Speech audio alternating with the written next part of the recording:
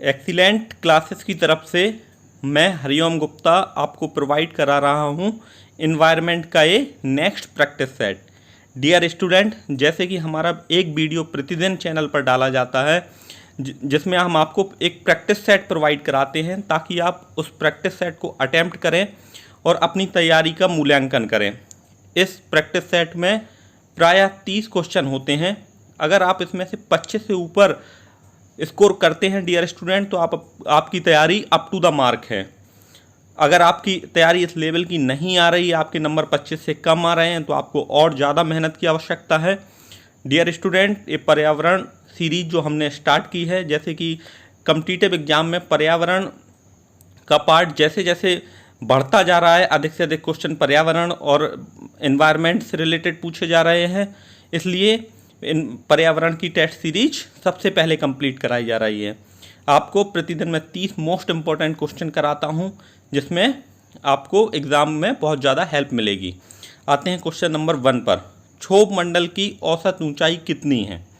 Option A 4 kilometre, option B 14 kilometre, option C 18 kilometre और option D 25 kilometre.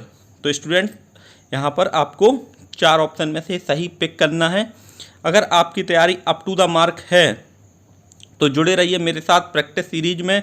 मैं आपको ये भरोसा दिलाता हूँ कि एग्ज़ाम आने तक मैं आपकी तैयारी बहुत अच्छी करा दूंगा। आपको कोई भी क्वेश्चन इस प्रैक्टिस सेट से बाहर नहीं जाएगा। तो इसका ऑप्शन नंबर बी 14 किलोमीटर यहाँ पर सही है। जो क्षोभ मंडल होता है यह वायुमंडल की सबसे निचली परत होती है। सभी प्रकार की आकाशीय घटनाएं इसी क्षोभ मंडल में होती हैं, जैसे बारिश होना, बिजली तड़कना, अन्य तरह की आकाशीय घटनाएं जो हमें सुनाई देती हैं, बादलों की गड़गड़ाहट, ये जो है क्षोभ मंडल में ही होती है। आप कमेंट बॉक्स में वायुमंडल की सभी परतों की बारे में बताएं, उनकी ऊंचाई सहित बताएं। ये क्षोभ मंडल सबसे निचली परत है। आते हैं क्वेश्चन नंबर 2 पर। डियर स्टूडेंट, जैसे कि हम जानते हैं कि ग्रीन मफलर किससे संबंधित है? क्वेश्चन नंबर ए वायु प्रदूषण से, ऑप्शन बी ध्वनि प्रदूषण से, ऑप्शन सी जल प्रदूषण से, ऑप्शन डी मृदा प्रदूषण से। तो ग्रीन मफलर जो हमारा कंसेप्ट है वो एक तरह से आप ये समझें कि ग्रीन हाउस इफेक्ट जिस तरह से वायुमंडल को बढ़ा रही हैं, उसी तरह ग्रीन मफलर जो है हमारा ध्वनि प्रदूषण से संबंधित है। क्वेश्चन नंबर 3 जल की ऊपरी सतह पर उगने वाली वनस्पति को क्या कहते हैं? जो हमारे जल होता है, भराव जल होता है, उसकी ऊपरी सतह पर कौन सी वनस्पति उगती है? हाइड्रोफाइट, ट्रोपोफाइट, जेरोफाइट या मेसोफाइट। तो option number A is right here. किस मिट्टी का निर्माण ज्वालामुखी लावा से हुआ है? ज्वालामुखी लावा जो कि पृथ्वी की क्रेस्ट से पिघला हुआ लावा पृथ्वी की सतह पर लाता है, उससे किस प्रकार की मिट्टी बनती है? लाल मिट्टी, काली मिट्टी, जलोढ़ मिट्टी, लेटेराइट मिट्टी। तो डियर स्टूडेंट, ये जो मिट्टी होती है यह पिघला हुआ लावा होता है और इससे काली मिट्टी बनती है।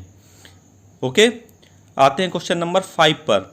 निम्न से कौन सी धातु से एटाई एटाई रोग पैदा होता है? यह क्वेश्चन हमने पिछले प्रैक्टिस सेट में भी किया था। ये बहुत ही इंपॉर्टेंट क्वेश्चन है, इसलिए इस सेट में भी इसको शामिल किया गया है। इसका राइट आंसर है कैडमियम। एटाई एटाई रोग कैडमियम धातु के प्रदूषण के कारण होता है। So option number A is right here. आते हैं क्वेश्चन नंबर 6 पर। निम्नलिखित में से मीथेन का स्रोत है?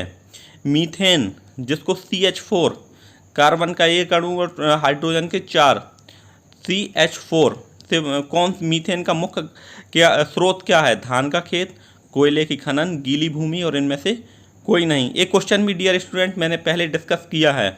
आप इसका राइट आंसर है धान का खेत। आते हैं नेक्स्ट क्वेश्चन में। दाचीगम राष्ट्रीय उद्यान कहाँ है? गुजरात, JNK, महाराष्ट्र और कर्नाटका। इसका राइट आंसर डियर स्टूडेंट आप अटेम्प्ट करें। इसका राइट आंसर है JNK। क्वेश्चन नंबर 8 पर आते हैं। पारिस्थितिकी तंत्र में अपघटक कौन है? अपघटक वह तंत्र, वह पार्ट होता है किसी पारिस्थितिकी तंत्र का जो मिट्टी में मिलाते हैं, उनको छोटे छोटे कणों में तोड़ते हैं। पेड़ पौधे, मनुष्य, कवक एवं जीवाणु। ऑप्शन डी केंचुआ।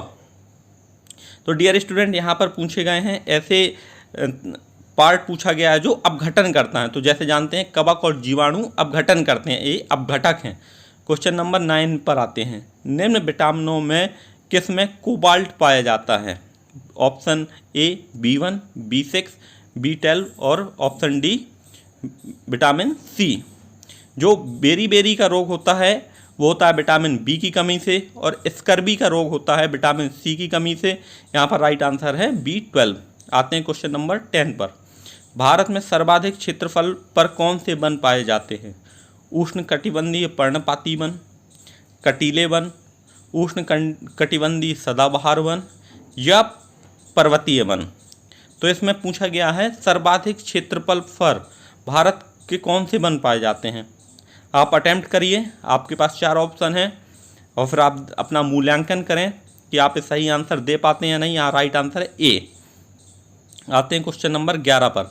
निम्नलिखित में से कौन सी एक ग्रीन हाउस गैस है? Nitric oxide, nitrous oxide, sulphur dioxide, इनमें से कोई नहीं। डियर स्टूडेंट, आप अटेम्प्ट करें जब तक मैं आपको ग्रीन हाउस इफेक्ट समझाता हूँ।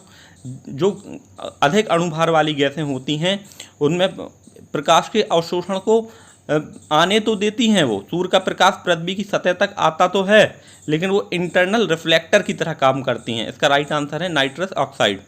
आते हैं क्वेश्चन नंबर 12 पर। विश्व वानिकी दिवस कब मनाया जाता है? ऑप्शन ए 21 मार्च, ऑप्शन बी 8 मार्च, ऑप्शन सी 4 अक्टूबर, ऑप्शन डी 12 अगस्त।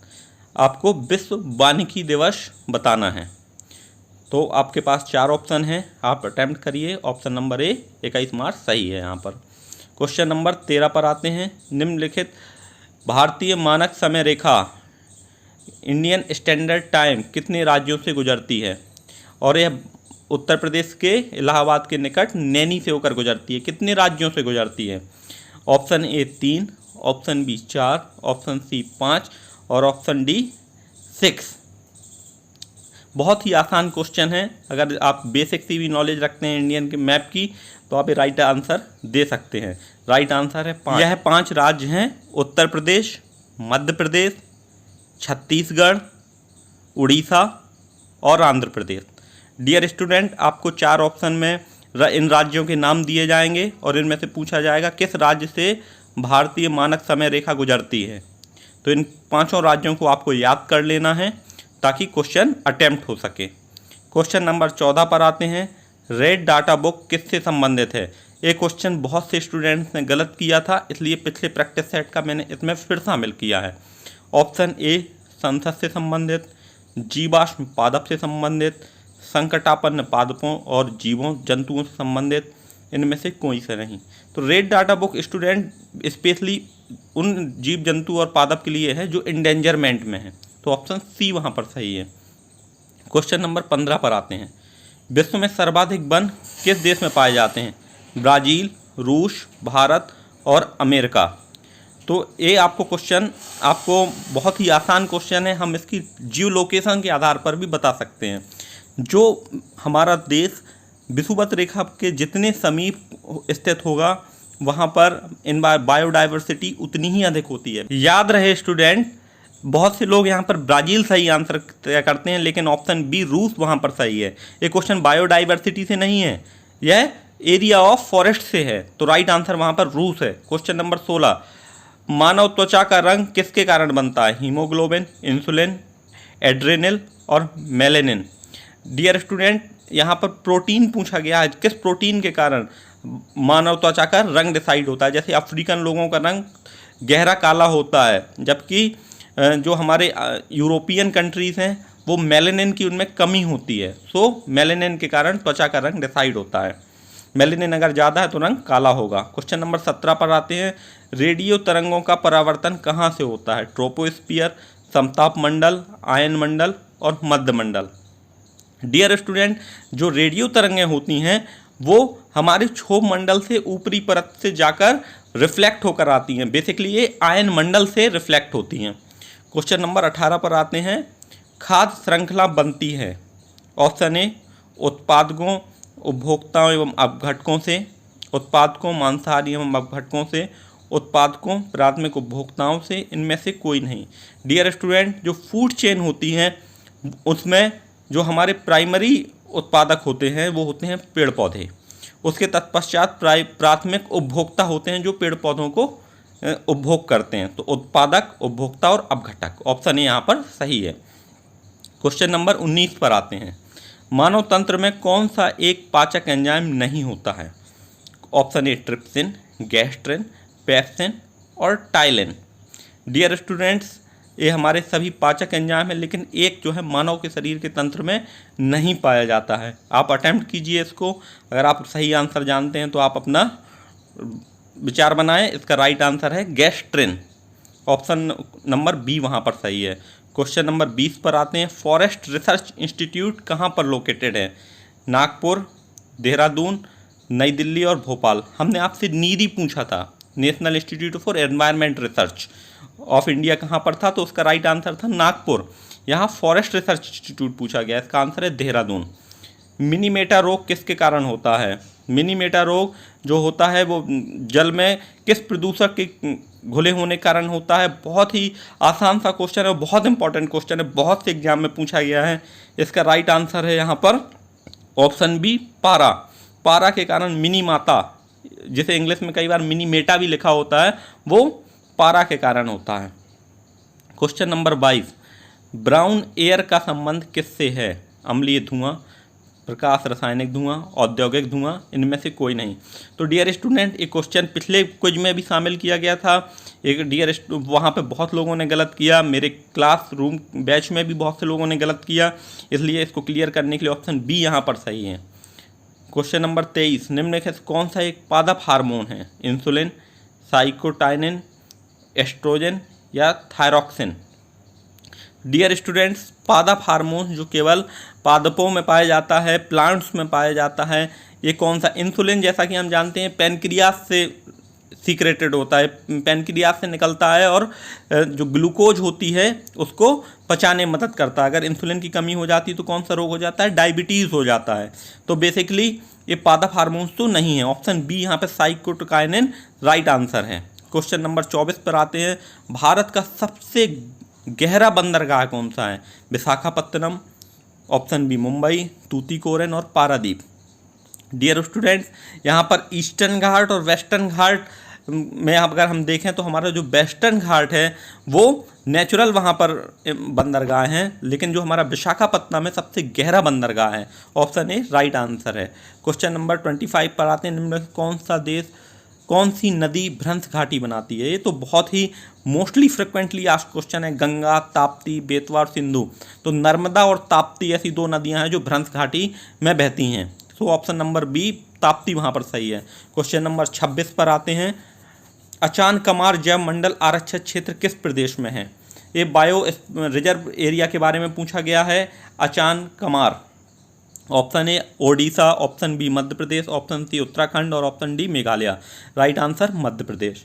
क्वेश्चन नंबर 27 पर आते हैं।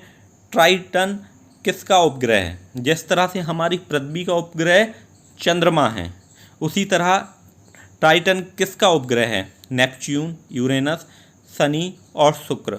तो क्वेश्चन पिछली साल यूपीपीसीएल टेक्नीशियन के एग्जाम में आया था, इसका राइट आंसर है नेपच्यून।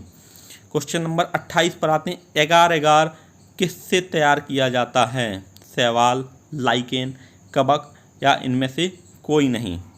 आपके पास 4 ऑप्शन हैं, आप अटेम्प्ट कीजिए और राइट आंसर बताइए। ऑप्शन नंबर ए शैवाल यहाँ पर राइट है। Question number 29। सबसे अच्छा अपस्फोटक है? मीथेन, टेट्राइथाइलेड, एथिलीन और इनमें से कोई। अपस्फोटन क्रिया क्या होती है डियर स्टूडेंट? जो हमारा इंजन में जो हम देखते हैं नॉकिंग होती है, जिसको हिंदी में अपस्फोटन कहते हैं, उसके कारण क्या होता है कि जब ईंधन का अंतिम पार्ट ध्वनि ऊर्जा में परिवर्तित हो जाता है तो वो क्या होता है? टेट्राइथाइलेट के कारण होता है। क्वेश्चन नंबर 30 पर आते हैं। निम्न में सर्वोत्तम क्वालिटी का कोयला कौन सा है? लिग्नाइट, एंथ्रासाइट, बिटुमिनस और पीट। तो यहाँ पर याद रखिएगा जो A for anthracite, anthracite is the best quality coal. और और जो बी से होता है वो होता है बिटुमिनस, वो द्वितीय श्रेणी का होता है। फिर होता है हमारा लिग्नाइट और सबसे चौथी क्वालिटी होती है पीट कोयला होता है। हमारे भारत में 85% जो कोयला है वो बिटुमिनस है।